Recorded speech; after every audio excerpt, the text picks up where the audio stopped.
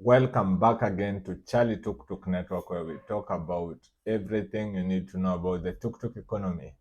And every day we bring to you about topics that really matter in order to address some of the issues and the challenges that are actually experienced with tuk-tuk enthusiasts. Those are just not entrepreneurs, investors, but also consumers or customers like you and me who really enjoy having a peaceful and joyful and fun tuk-tuk ride.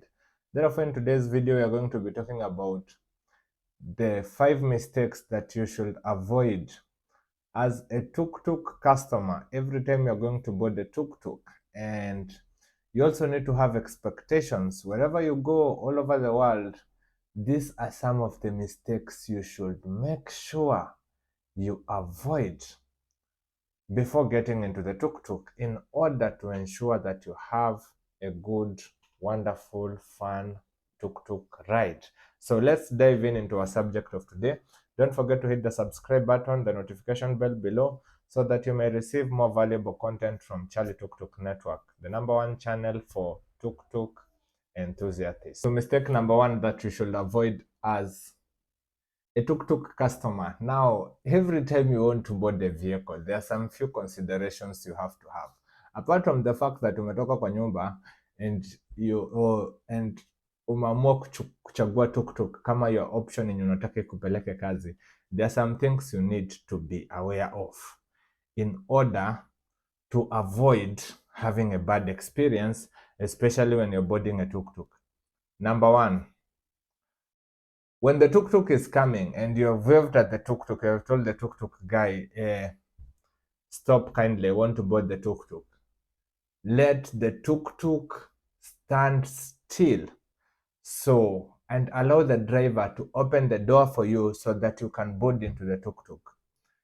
Do not try to board onto the tuk-tuk while it is still in motion.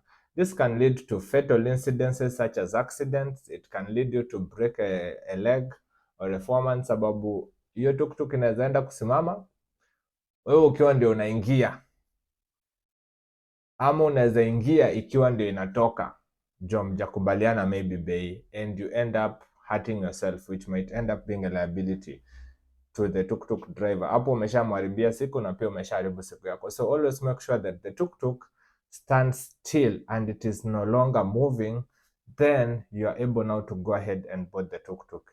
If you just go and hop on the tuk-tuk or jump on the tuk-tuk, you might end up crashing, you might end up having a disagreement, and it is just breaking the laws to just board the car when it is still in motion.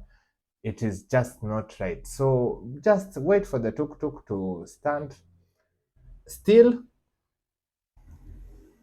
communicate with the driver, board in the tuk-tuk, and then go wherever you're going, and you'll really enjoy a wonderful journey. So number 1, make sure the tuk-tuk has stood still so that you can be able to board onto it. Do not board on the tuk-tuk while it is still moving, no matter how much rush you are. Even if it is raining and you feel the water is pouring onto you, and the tuk-tuk just maybe picked somebody and it just started moving and you are rushing and you want to get into the tuk-tuk, my friend, this might lead to other fatal incidences that we wouldn't even want to imagine at this channel. Number 2, the second mistake that you should avoid as a tuk-tuk customer or a tuk-tuk clientele. This is something that I've observed. You enter the tuk-tuk assuming you know the price that you're going to pay at the end of the journey. Now, this will not work out well for you because you might board the tuk-tuk and you might assume maybe from a particular place to from one point to another, maybe it's going to cost you 30 shillings or 40 shillings or 50 shillings. While on the other way around, the driver has his own pricing, and to him it might be looking at charging you 100 shillings, 70 shillings, or even less. So I find this has brought a lot disputes. Even when you go to major tuk-tuk circles, there is always a complaint between the customer and the driver. And do you know why? In a tuk-tuk, we don't have a makanga or a conductor. It is a taxi. So don't expect a makanga who is going to announce the price. It is upon you to ask the driver, how much are you charging from a particular distance from here to there? Or what are your standard rates that have been provided to you by the SACCO from a particular distance from here to there? Or you tell them how much you have. And if they accept to have you on board and deliver you to the next point, well and good. If they refuse, you really don't have to argue with this guy. Just unboard the tuk-tuk and go your own way,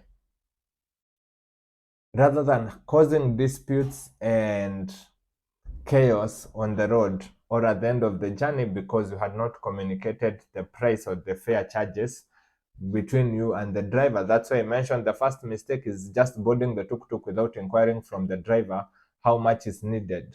So usipuuze, usiassume. In fact, there is a quote that says, wherever you assume something, you make an ass out of you and the other person. So don't assume. Don't assume. Make sure umeuliza bei, mumekubaliana bei na dereva, alafu mumeenda mmefika na umemlipa ile pesa yenye alikuwa amekwambia. If you have a disagreement, achana nayo, gojea tuktuk ingine. So that is mistake number 2. Mistake number 3 is, and this is something that can be overlooked, but banging the door. Now I want you to tell you, tuk-tuk drivers don't want you to bang the door. They consider you banging it as if you are closing the toilet. Even you don't bang your toilet. It's like banging the gate, and I do believe most of you don't even bang your gate. So since it is a taxi, it is the driver's responsibility to make sure that the door is open for you, you have gotten in, and when you want to get outside, allow the driver to open the door for you. Now, there are places where tuk-tuks don't have doors, most especially in Mombasa. Now, a tuk-tuk doesn't come with doors, but here in Nairobi, we do put those doors on the tuk-tuk to ensure more safety measures for security, because we have phone snatchers, we have people who can just hop on the tuk-tuk. You might just fall during a maneuver, let's say on a sharp corner. So to avoid all those unforeseen events, we put doors on the tuk-tuk so that you can feel safe while getting in and feel safe when getting out. And also when it rains or something, you are able to be at least protected from bad weather, in simple terms. Hakuna haja tuk-tuk ikose milango alafu upigwe na vumbi utoke ni kama umetoka kwa Kware. We don't want that here in Nairobi. We believe you are going to do a productive duty in the society, and we believe we want you to arrive clean, just like the way you boarded the tuk-tuk. So ukiingia kwa hiyo tuk-tuk, wacha kugonganisha hiyo mlango. Wacha kijana akufungulie mlango, uingie ndani, na ukitoka akufungie. Ukishaingia akufungie mlango. Ukitoka mwambie mlango, you have the right ya ku request the driver to open the door for you, and the driver will open the door for you, and you will get out, rather than banging the door, which irritates other customers that you are with in the tuk-tuk, and it also irritates the driver. So kindly don't bang the door. Let the driver open the door for you and close the door for you. These are the small issues that you will assume but might make the ride be a very bad experience for you, and we are here to avoid such experiences. Now number 4, do not touch the driver while you want to stop. I don't think there is a very large distance between the passenger and the driver.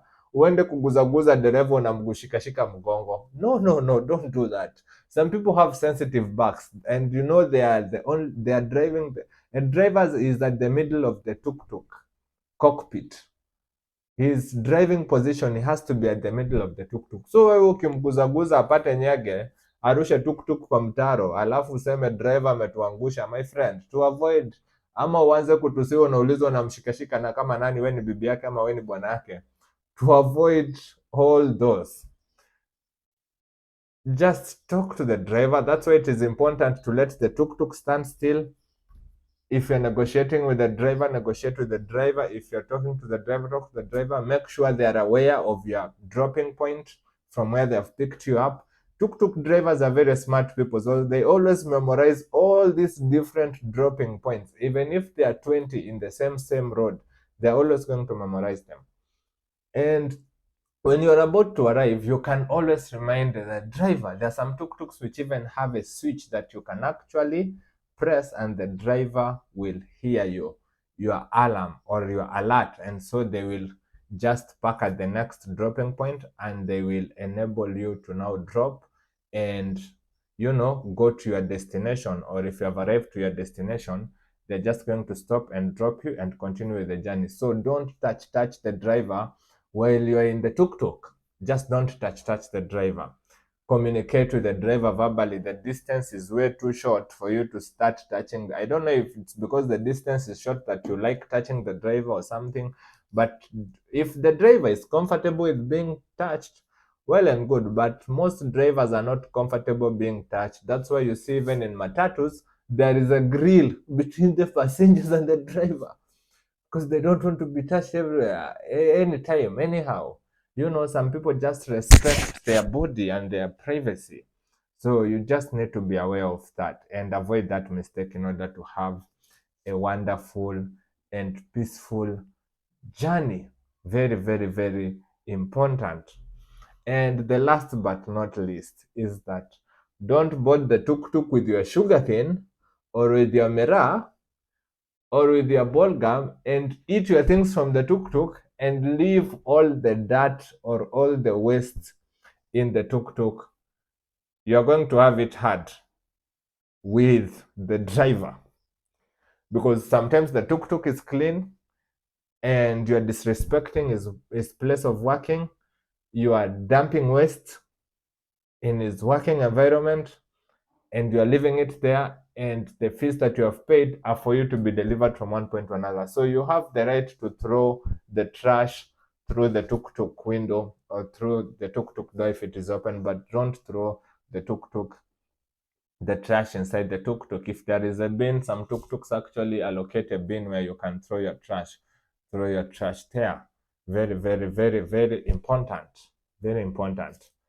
And if you do follow those few tips and you avoid those mistakes, I'm sure you're going to be having one hell of a wonderful experience within the tuk-tuk economy, because this is something that we observed. Some people just have a bad experience with the tuk-tuk economy due to miscommunication, due to some misunderstandings, which are as a result of how you as a client has behaved and how the driver is going to take you. Because I want you to understand, these people are under pressure.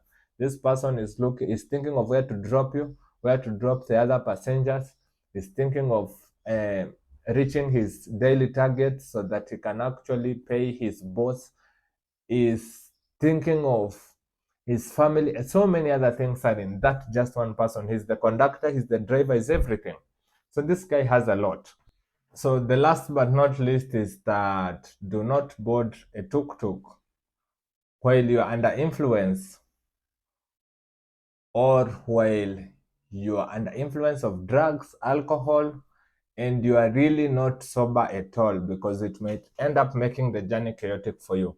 I usually here at Charlie Tuk Tuk, we recommend you boarding the tuk tuk at least with a friend, with a colleague, or with somebody who is sober-minded, who is going to be able to communicate with the driver, and who is also going to look after you in case you decide to make some stupid decision or you decide to perform an unwanted behavior. And this include making noise, shouting at the driver.